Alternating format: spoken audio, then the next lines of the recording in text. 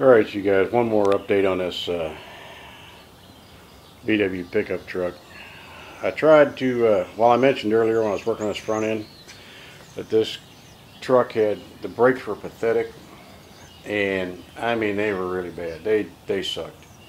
So I pulled them off and did a common upgrade. This is not true just on Volkswagens. You can do this on almost any kind of car. What I did was find the exact same brake setup that Volkswagen had put on a different car that was a lot better. Now those the brakes, as you can see here, the one on the right is the one that came off this car. Now if you look at one side or the other of this, I don't know which side was worse. If you look at that side, you can see where the rotor is actually wearing. You can see how little of the surface area is actually being used by the brakes. And you look at this bottom one. Now these bottom brakes originally came in a Scrocco 16 valve car. Now that same brake rotor was used in some GLIs of the A2 cars, and even the A3 cars, the cars made in the 90s, use this exact same brake rotor. You can see how much more energy the new brakes will absorb compared to the old brakes. Not to mention, these new brakes are ventilated. So the old brakes, believe it or not, are a solid rotor. No venting, no cooling. They will absorb heat to a point until they can't absorb anymore, and then you lost your brakes. These here will help anyway. They'll help ventilate and bring the temperatures down, keep your brakes living longer. Now up here on the top you can see those are the original pads that were found on the Rabbit, and the smaller pads on the bottom, believe it or not, are the ones found here on these bigger brakes. So if you think about physics here for a minute, we're using what looks to be a smaller pad, and maybe it's got about the same surface area, but you're taking a pad and moving it further outboard. You're moving it further out instead of in. The diameter of this is actually 9.4 or 9 point whatever it is. Anyway, this is about almost a whole inch bigger. So you're moving these pads further out, and the pressure that you apply on them is actually acting on a longer lever, right? Because it's further from the center line.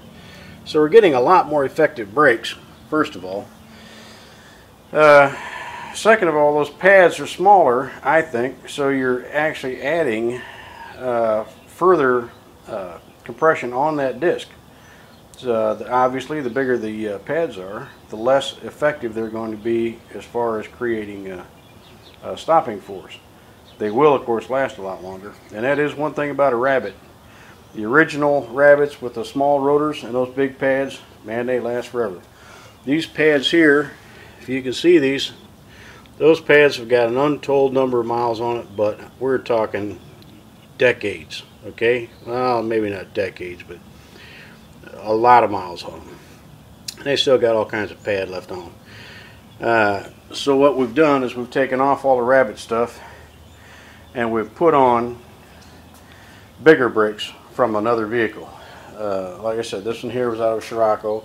Now I wasn't going to paint these, take the time to clean them up and then prime them and paint them and all that stuff.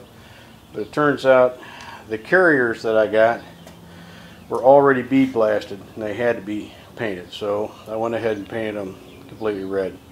There's one more thing I wanted to show you. I don't know where it went here. I've got the brake hoses that came off this vehicle, and now I don't remember what I did with them. I had them here just a second ago. I was going to show them to you. The brake hoses are original to the car. This is a 1982. What did I do with those hoses? I know. Oh, here they are. Here they are. Let me take these out where we can actually see them a little better. You're not going to believe, well, I guess you believe this. Like I said, these hoses are 30 years old. And all you got to do, put a little flex to it, and I think even on this little iPod you can see that these brake hoses are done. I don't know when they would start to leak, but I guarantee you it wouldn't take long. So they're both like that, same place. You can see right there, they're both cracked big time. So you guys are running around these old junk cars, there's something to be thinking about. These new brake lines that I put in, they only cost 14 bucks or whatever they cost. And yes, they are made in China.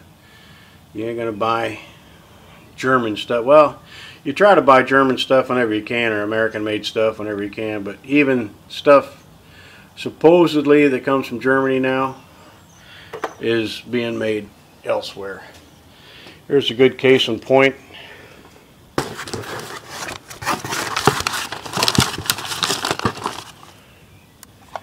Let's see if this is one of them. Yeah, here it is. Hella, right? German company, makes fine stuff, right? So here's the light bulb that I got for that car. And it's not legal to run. But it's the H4 bulb is 55 watts on low beam and 100 watts on high beam. It says right on there, not for use in Europe or America or anywhere on the road. You turn it over, what does it say? Made in India. So even if you try to get the stuff, good German stuff, American stuff, you're still going to get stuck. Now, one thing I did do is I replaced these outside bulbs here with these are the flat-faced Hella E-Code. This is exactly the headlight that would have come in this vehicle if this vehicle was sold in Germany. It's much, much, much better. The inside lights were sold in the United States, but the bulbs in these were 55 watts, which is the legal limit for America. And of course, they've been replaced with something a little stouter. So now I've got headlights that actually work, and I got brakes that actually work, and I got a front clip from something that looks halfway decent, even though it still has that ugly bumper. And I still haven't figured out how I'm going to do that bumper, but it ain't staying. It's got to come off. Anyway, I'd like to just tell you guys, you can, in this case, this is a Volkswagen, okay? But I do know other cars, Ford Rangers, S10s, Toyota pickup trucks. You can always kind of search and swap and find out what fits one from another. And sometimes it's cross brands, believe it or not. I heard one guy taking the brakes off of his a small Chevy something, I forget what it was, Malibu or something, and put the rear brakes on from a Ford Explorer. I have no idea, but apparently whoever built the brakes for one built the brakes for the other. When I was a kid, the hot ticket used to be, if you take your brakes off, this is when disc brakes first came out, take your disc brakes off, throw them away, and go get some from a police car. Especially the rear drums. This one still has rear drums. I have not converted it to discs. I tell myself I'm not going to do it, but I probably will. I always do. But it's got good drum brakes on the back. They work great.